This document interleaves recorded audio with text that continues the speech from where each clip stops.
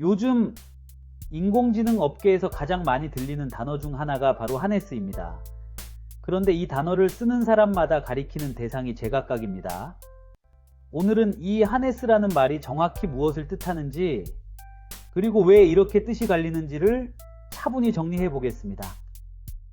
누군가는 클로드 코드 전체를 하네스라고 부릅니다. 또 누군가는 거기에 설치한 플러그인 하나를 하네스라고 부릅니다. 같은 회의실에서 같은 단어를 말하는데 머릿속에 떠올리는 그림은 서로 다릅니다. 대화가 자꾸 어긋나는 이유가 바로 여기에 있습니다. 문제는 이 단어가 틀렸다는 게 아닙니다. 사람마다 이 단어가 가리키는 범위가 다르다는 것이 문제입니다. 클로드 코드, 코덱스, 플러그인, MCP, 오케스트레이터까지 전부 하네스라는 한 단어로 불리고 있습니다. 그래서 먼저 각자의 정의부터 나란히 펼쳐보겠습니다. 같은 단어를 쓰지만 서로 다른 것을 가리키고 있습니다. 가장 명확한 정의는 마이크로소프트 에이전트 프레임워크 문서에 있습니다. 여기서는 에이전트 하네스를 모델을 실제로 일하는 에이전트로 바꾸는 스캐폴딩, 즉 골격이라고 설명합니다. 모델 자체는 텍스트만 생성할 뿐입니다. 도구를 부르고 여러 단계를 진행해 완료까지 끌고 가려면 모델을 둘러싼 런타임이 필요하다는 뜻입니다. 마이크로소프트의 정리를 한 줄로 옮기면 이렇습니다. 언어 모델의 실행 루프와 도구, 그리고 상태 관리를 더한 결과가 에이전트입니다. 이 네 가지 요소가 하나로 합쳐질 때 비로소 스스로 일을 진행하는 에이전트가 됩니다. 하네스가 실제로 맡는 일은 생각보다 많습니다. 모델을 반복 호출하는 루프를 돌리고 도구를 실행하고 대화 기록과 컨텍스트를 관리합니다.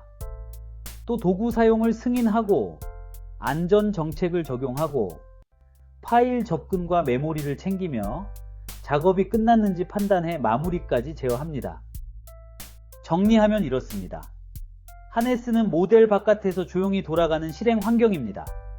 우리가 명령을 내리면 그 명령을 모델에게 전달하고 모델의 답을 받아 도구를 움직이고 다시 모델에게 되묻는 과정을 반복합니다.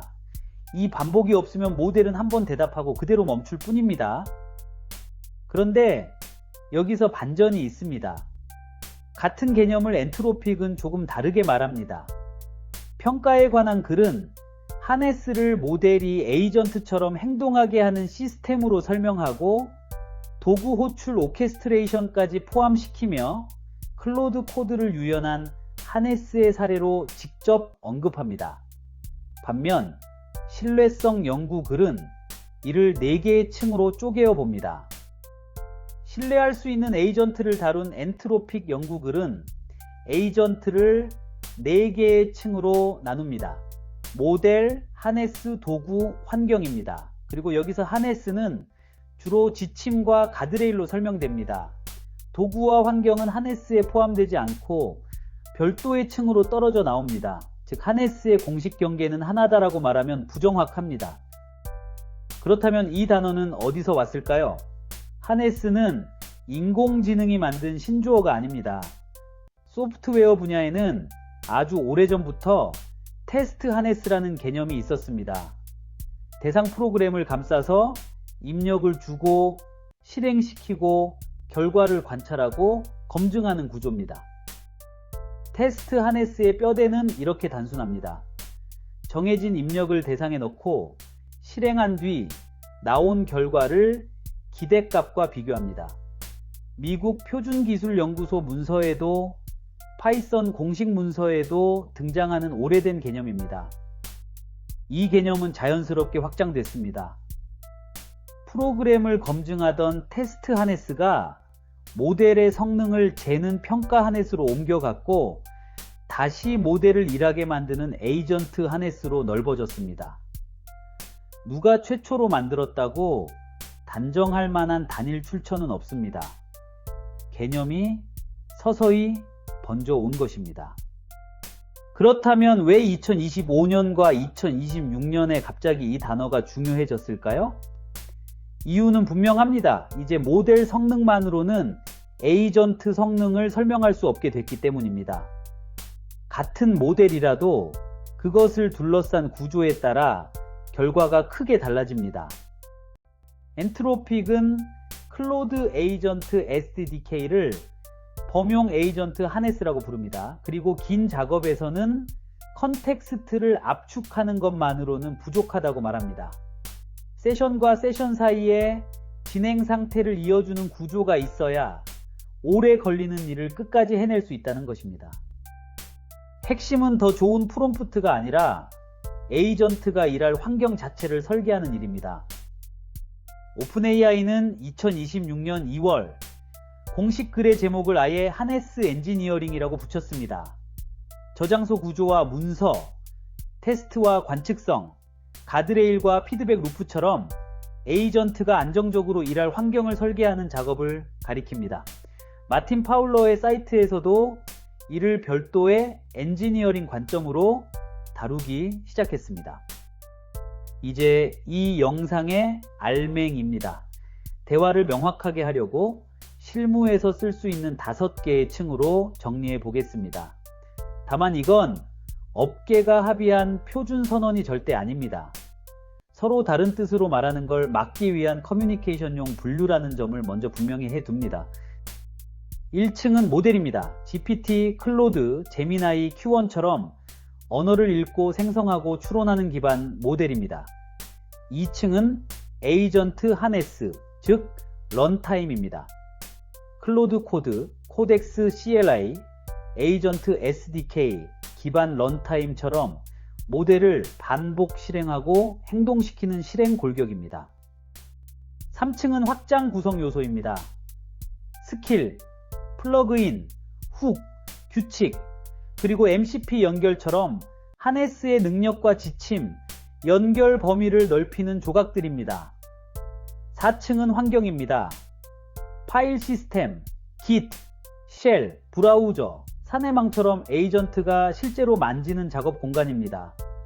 5층은 오케스트레이터로 여러 에이전트와 세션과 작업을 배분하고 관리하는 상위 제어층입니다. 이제 가장 흔한 오해로 들어가 보겠습니다. 여기가 이 영상에서 가장 중요한 대목입니다.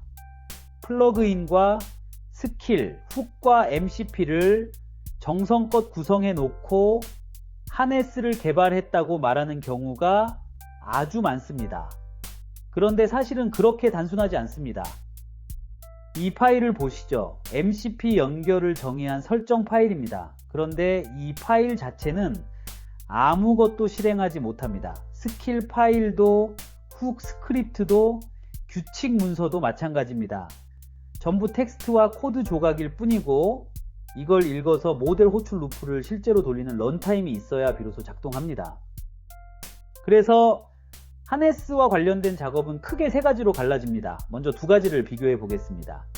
하네스 개발은 호출 루프와 도구 실행기, 컨텍스트 관리와 안전 정책을 직접 구현하는 일이고 그 결과물은 새로운 실행 런타임입니다.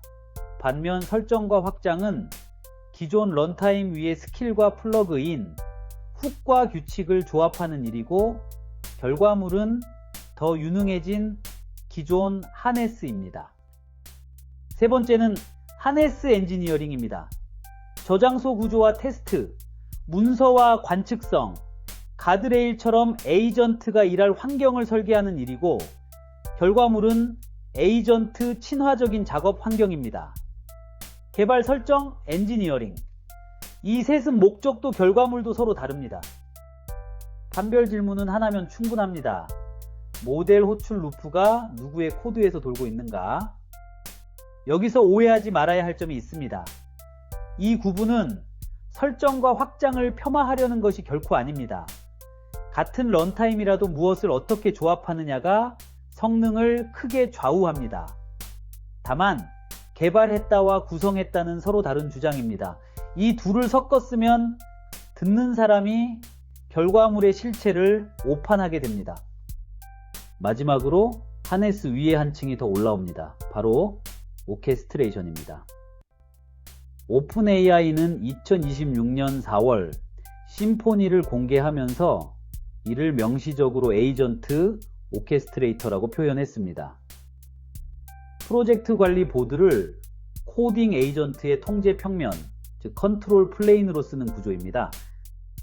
차이를 정리하면 이렇습니다.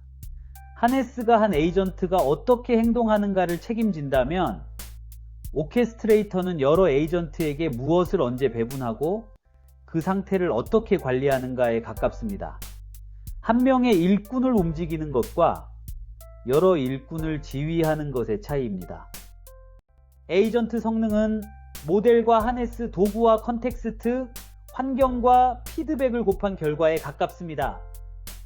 몇 년 전 핵심 질문은 어떤 모델이 더 좋은가였습니다. 하지만 지금은 같은 모델이라도 컨텍스트와 도구, 실행 루프와 권한, 테스트와 메모리, 환경을 어떻게 설계했느냐에 따라 결과가 크게 달라집니다. 그러니 단어의 사전적 경계를 외우기보다 대화할 때 지금 하네스라고 부르는 범위가 어디까지인지를 먼저 맞추는 것이 훨씬 중요합니다. 도움이 되셨다면 구독으로 함께 해주세요.